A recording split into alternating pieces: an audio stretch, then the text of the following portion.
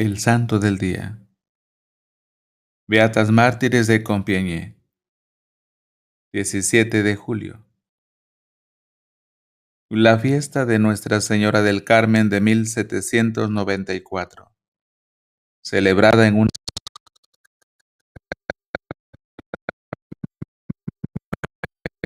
litas descalzas del monasterio de Compiègne. Al día siguiente, las 16 hijas de Santa Teresa, novicia incluida, iban a ser conducidas a la guillotina por el crimen de ser católicas, fanáticas en el lenguaje revolucionario. Hacía siglo y medio que las Carmelitas Descalzas de Amiens habían fundado en Compiègne una ciudad de Oise. La fundación data de 1641, cuando hacía 37 años que había llegado a Francia para iniciar la reforma la beata Ana de San Bartolomé, con Ana de Jesús y otras 4 monjas españolas. Al estallar la revolución en 1789, las monjas rehusaron despojarse de su hábito carmelita, y cuando los disturbios fueron aumentando, entre junio y septiembre de 1792, siguiendo una inspiración que tuvo la priora Beata Teresa de San Agustín, todas se ofrecieron al Señor en holocausto para aplacar la cólera de Dios y para que la paz divina traída al mundo por su amado Hijo fuese devuelta a la Iglesia y al Estado. El acto de consagración, emitido incluso por 2 religiosas ancianas que al principio se habían asustado ante el solo pensamiento de la guillotina, se convirtió en ofrecimiento diario hasta el día del martirio, 2 años después. La Asamblea Nacional Constituyente había hecho público un decreto por el que se exigía que los religiosos fueran considerados como funcionarios del Estado. Deberían prestar juramento a la Constitución y sus bienes serían confiscados. Era el año 1790. Miembros del directorio del distrito de Compiègne, cumpliendo órdenes, se presentaron el 4 de agosto de aquel año en el monasterio a hacer inventario de las posesiones de la comunidad. Las monjas tuvieron que dejar sus hábitos y abandonar su casa. 5 días después, obedeciendo los consejos de las autoridades, firmaron el juramento de libertad e igualdad. Los religiosos que se negaban a firmarlo eran deportados. Después fueron separadas, hicieron 4 grupos y vivían en distintos domicilios, pero continuaron practicando la oración y entregándose a la penitencia como antes.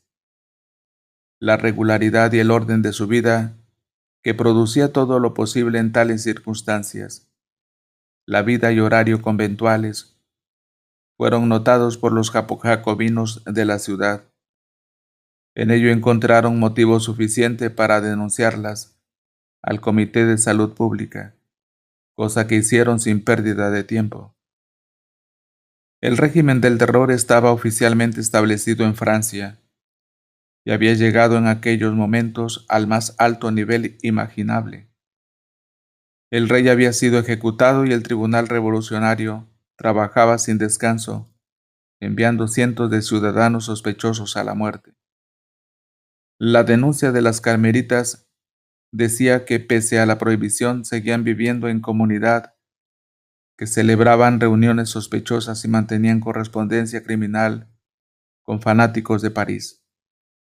Convenía presentar pruebas y con ese objeto se efectuó un minucioso registro en los domicilios de los 4 grupos. El comité encontró diversos objetos que fueron considerados de gran interés y altamente comprometedores, a saber, cartas de sacerdotes en las que se trataba bien de novenas, de escapularios, bien de dirección espiritual. También se halló un retrato de Luis XVI e imágenes del Sagrado Corazón. Todo ello era suficiente para demostrar la culpabilidad de las monjas. El comité pues redactó un informe en el que se explicaba cómo, considerando que las ciudadanas religiosas, burlando las leyes, vivían en comunidad, que su correspondencia era testimonio de que tramaban en secreto el restablecimiento de la monarquía y la desaparición de la república, las mandaba detener y encerrar en prisión. El 22 de junio de 1794 eran recluidas en el monasterio de la Visitación, que se había convertido en cárcel. Allí esperaron la decisión final que sobre su suerte tomaría el Comité de Salud Pública, asesorado por el comité local. Entonces acordaron retratarse del juramento prestado antes, prefiriendo 1000 veces la muerte mejor que ser culpables de un juramento así. Esta resolución las llenó de serenidad. Cada día aumentaba el peligro, pero ellas se sentían más fuertes.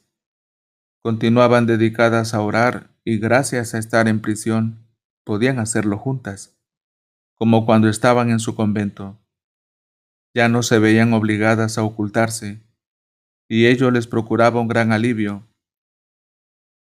Transcurridos unos días, justamente el 12 de julio, el Comité de Salud Pública dio órdenes para que fueran trasladadas a París. El cumplimiento de tales órdenes fue exigido en términos que no admitían demora. No hubo tiempo para que las hermanas tomaran su ligera colación ni cambiaran su ropa, que estaba mojada, porque habían estado lavando. Las hicieron montar en 2 carretas de paja y les ataron las manos a la espalda. Escoltadas por un grupo de soldados, salieron para la capital. Su destino era la famosa prisión de la Conserjería, antesala de la guillotina y abarrotada de sacerdotes y laicos, cristianos igualmente condenados. Nadie ayudó a las monjas a descender de los carros al final del viaje, a pesar de sus ligaduras y de la fatiga causada por el incómodo transporte. Fueron bajando solas. Una de las hermanas, sin embargo, enferma y octogenaria, Carlota de la Resurrección, impedida por las ataduras y la edad, no sabía cómo llegar al suelo. Los conductores de las carretas, impacientados, la cogieron y la arrojaron violentamente sobre el pavimento. Era una de las religiosas que 2 años había sentido miedo ante el pensamiento de una muerte en el patíbulo y había dudado antes de ofrecerse en sacrificio. Pero en este momento era ya valiente y levantándose maltrecha como pudo, dijo a los que la habían maltratado: «Créanme, no les guardo ningún rencor, al contrario, les agradezco que no me hayan matado, porque si hubiera muerto, habría perdido la oportunidad de pasar la gloria y la dicha del martirio». Como si nada hubiese ocurrido en la conserjería, prosiguieron su vida de oración prescrita por la regla. No se dejaban perturbar por los acontecimientos. Testigos dignos de crédito declararon que se las podía oír todos los días a las 2 de la mañana recitar sus oficios. Su última fiesta fue la del 16 de julio, Nuestra Señora del Carmen. La celebraron con el mayor entusiasmo, sin que por un instante su comportamiento denotase la menor preocupación. Por la tarde recibieron un aviso para que compareciesen al día siguiente ante el Tribunal Revolucionario. La noticia no les impidió cantar, sobre la música de la Marsellesa, unos versos improvisados en los que expresaban al mismo tiempo fe en su victoria, temor y confianza, y que se conservan en el convento de Compañía. Ante el tribunal escucharon cómo el acusador público las atacaba durísimamente, aunque separadas en diferentes casas formaban conciliábulos contra revolucionarios en los que intervenían ellas y otras personas.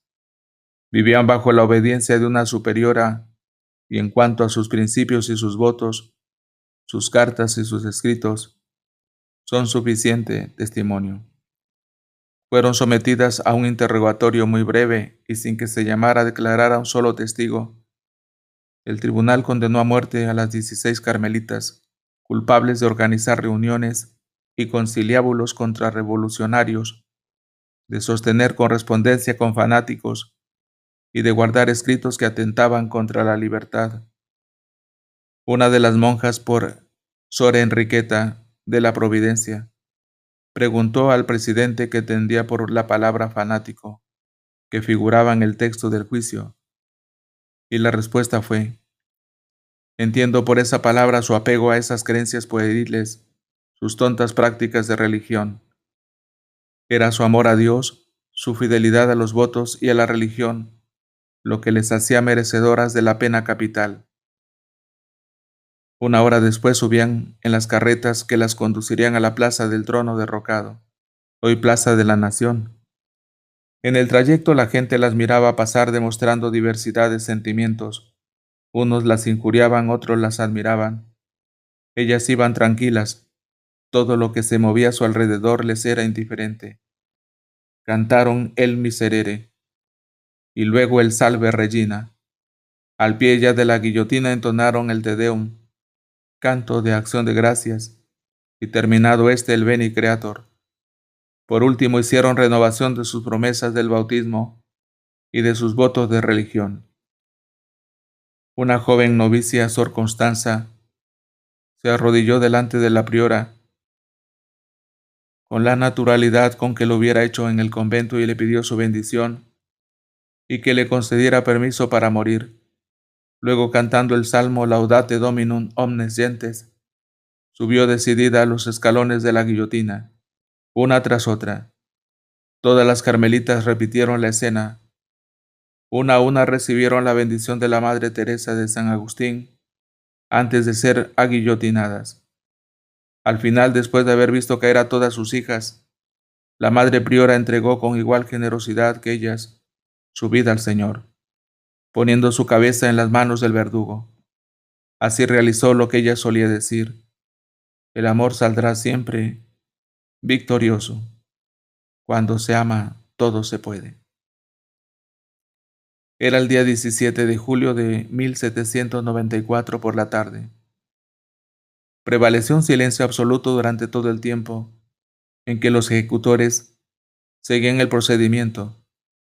Las cabezas y los cuerpos de las mártires fueron enterrados en un pozo de arena profundo de casi 9 metros cuadrados en el cementerio parisino de Picpus. Como este pozo de arena fue el receptáculo de los cuerpos de 1298 víctimas de la Revolución, parece no haber muchas esperanzas de recuperar sus reliquias. Una placa de mármol con el nombre de las mártires y la fecha de su muerte figura sobre la fosa, y en ella hay grabada una frase latina que dice: Beati qui in Domino morientur, felices los que mueren en el Señor.